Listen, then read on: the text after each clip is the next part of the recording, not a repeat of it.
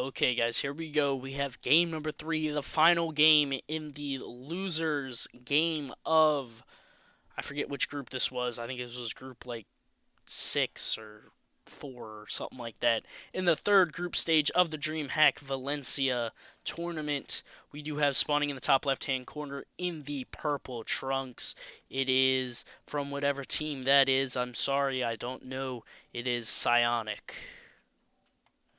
And his opponent in the bottom right hand corner in the yellow trunks, also Protoss. It is from Team Dignitas. I do know that team. It is Bling. So yeah, if anyone knows what this team is from Psionic, please let me know, because I don't know. I tried to look it up. I couldn't find it. But yeah, if anyone does know, please leave a comment. Let me know. So that, we can learn together. I'd love to know what exactly his team is, clan, whatever it is. Probably a team, because obviously he's in group stage 3, so getting into group stage 3 is an achievement in and of itself. But getting into the game here, we do have same openers as last time. I'm interested to see if we have the earlier gas out of Psionic. Yes, we do. It is going to be, one gas here? We're going to have a second gas, maybe? Obviously, Bling likes to take that double gas at the same time. Should see that in just a second. There we go. Double gas going down. We do have double gas out of Psionic as well. First one a little bit earlier than the second one. But obviously, just like the previous games, only a scout out of Psionic, not a scout out of Bling. And this time, Bling's second pylon in a more normal place than the previous times. Obviously, that should be scouted. If he goes right here, he will scout that pylon. And, yep, there we go. He sees Cybernetics Core going down. Standard timing. And there we go. Sees the pylon going down as well. So, standard game. We have 2 in each gas there. 2 in each gas here. So, a more conservative build. More mineral-oriented. Bling obviously going with 3 in each gas. Okay, there we go. He's throwing the third in. Do we see the third go in here? Looks like he's still at 2. We might see a third go down here. A little bit of harassment there. There we go. Boom. That probe thinks he is a zealot. He wishes he was a zealot, because obviously if he was a zealot, obviously not a Bronze League zealot, because those guys, they're something else. But he wishes he was a zealot from MC, or really he wishes he was a zealot from Psionic, because his zealots are not bad at all. We see chronoed out gateway tech here from both players. We have Mothership Core going down as well. This is on Belcher Vestige, if I haven't said it yet. So Belcher Vestige, obviously 2-player map, only 2 spawns. Excuse me. It is one of my favorite maps personally to play, as both when I play Protoss as well as when I play Zerg. I love playing on this map as Zerg, because obviously you can take a decently defended third base pretty easily. It's not until you get the 4th and the 5th base that it becomes a little bit harder to take down. But here we go. We have that pylon here, as the camera won't let me go to the left anymore. But yep, there we go. Another proxy pylon out of Psionic, so we probably will be seeing more aggressive play out of him. He loves that aggressive play. He's got 2 stalkers already out on the field here. We got 3 stalkers out of Bling, though, so a little bit more aggression coming out of Bling here. He's got Robo going out pretty early, too. He might, and a second base. So Psionic doesn't spot this quite yet, excuse me. But he will be throwing down a third gateway here. Warp gate is finished. We might see a warp in down here, as well as his units moving across the field here. Nope, warp in's going to be at his base. And did he spot that? That's the question. Doesn't spot the natural there. He's going to try and move in here. If those stalkers are good, they won't let him spot it, but he does spot that natural expansion. And there's an immortal on the way. With 1 immortal, he could hold off this attack from Psionic. That would be huge. Warping in sentries here. He could cancel this and stay in the main, hold off the attack, and then move on from there, because here comes a warp in. There's a lot of stalkers knocking at his front door again. Psionic definitely likes his stalkers. Is he going to cancel off this base here? It looks like he's going to try and just go down and fight. He wants to keep this base. He wants to stay on 2 bases. I don't know exactly if Psionic's going to let him, though. That's the question. Oh, great Photon Overcharge on the natural there.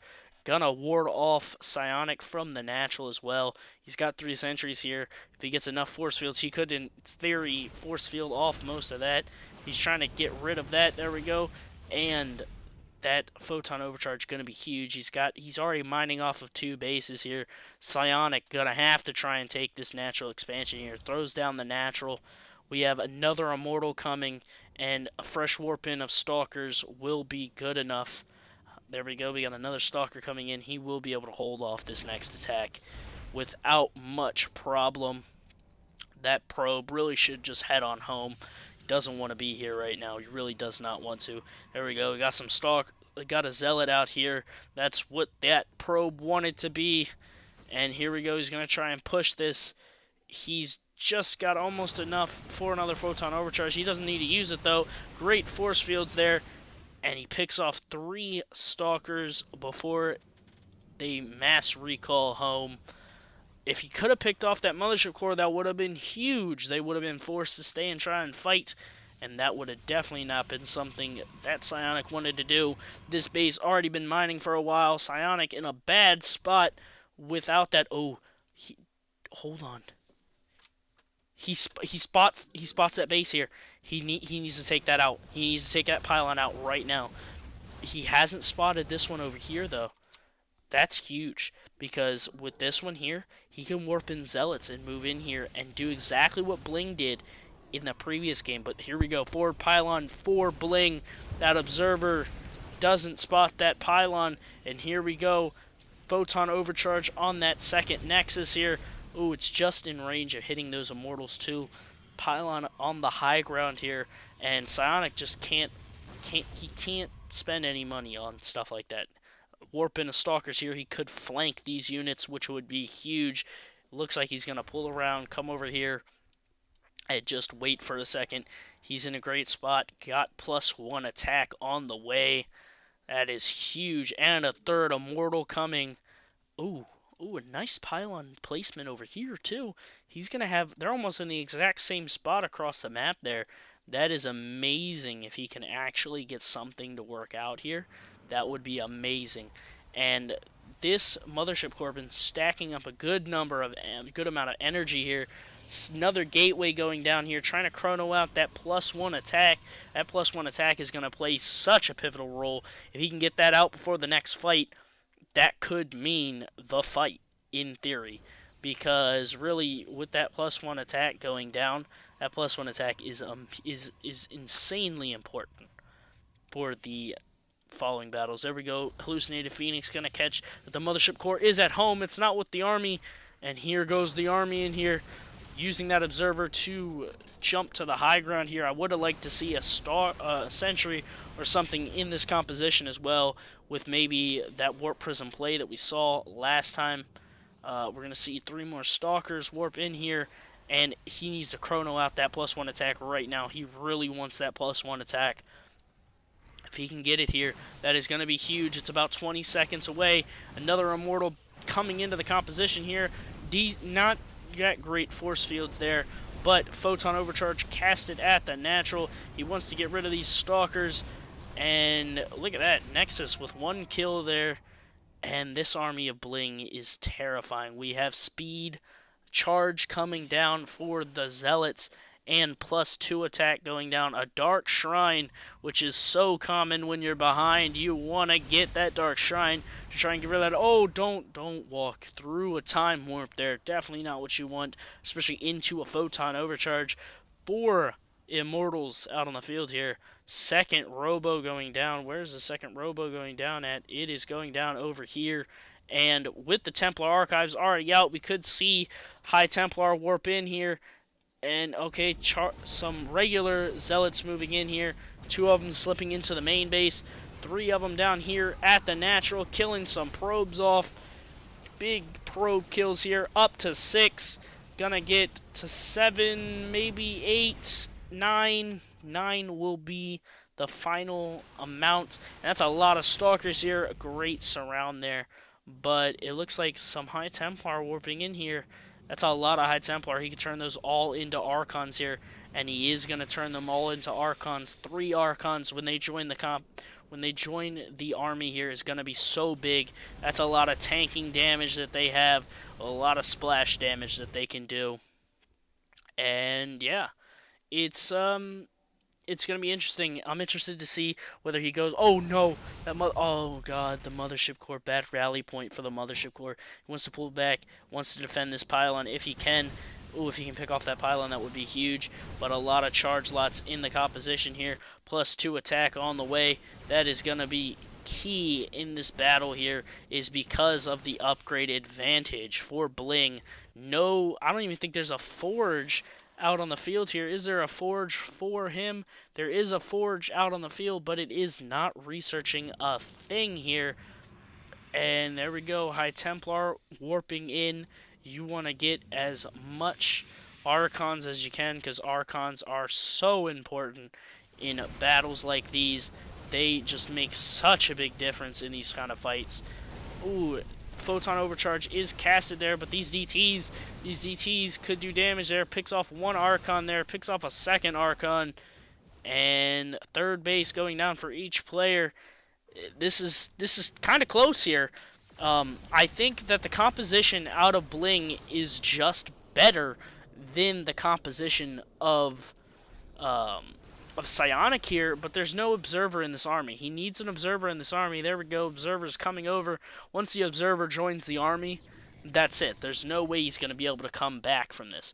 3rd base is finished from Bling, not quite finished from Psionic quite yet. Oh god. Oh, don't, no. Oh god, he almost let those DTs go. That is huge. If he would have let those go, that would have been huge there. And, oh man, he's got 2 Observers back at the base, but 2 DTs are moving in.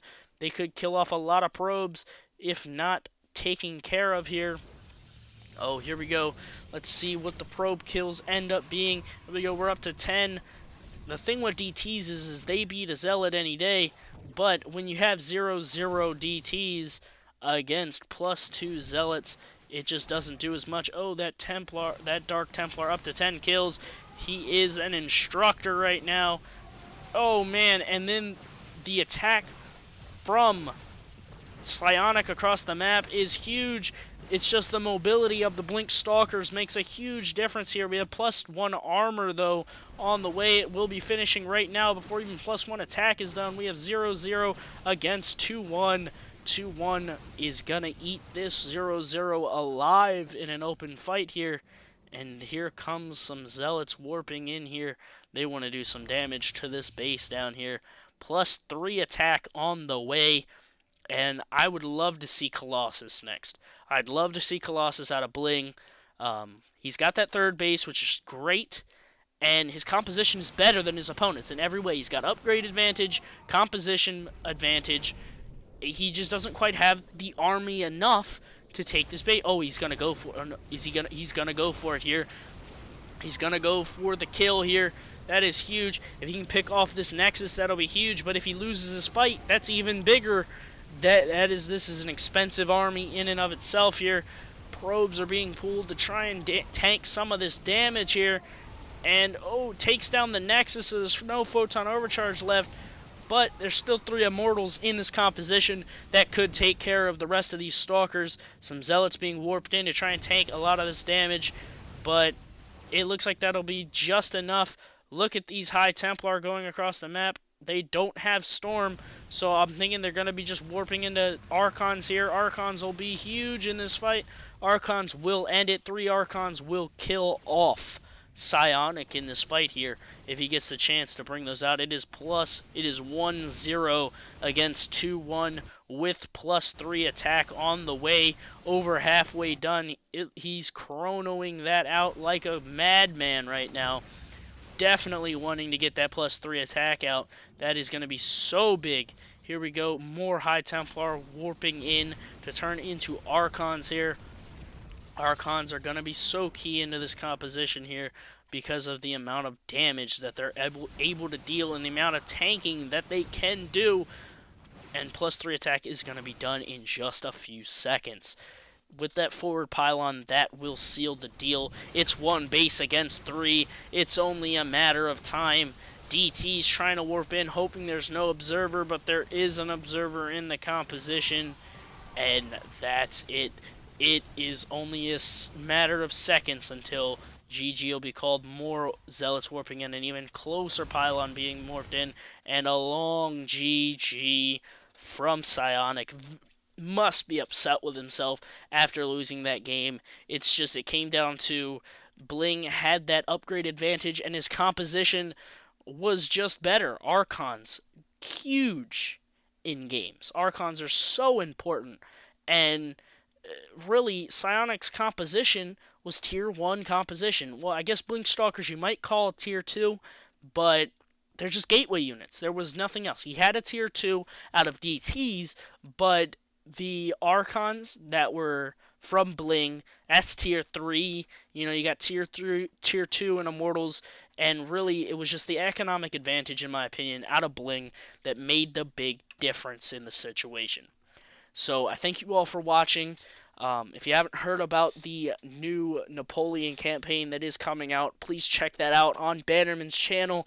I will leave a link to that in the description, as well as a link to my Twitter, which follow me. You can get all updates on everything that's going on with videos on YouTube or other information that I might post on there, as well as a link to my Twitch, which I do casting, I do ladder games, I do 2v2s, I do random arcade on there with friends, I do random arcade with fans if you come and hang out with me.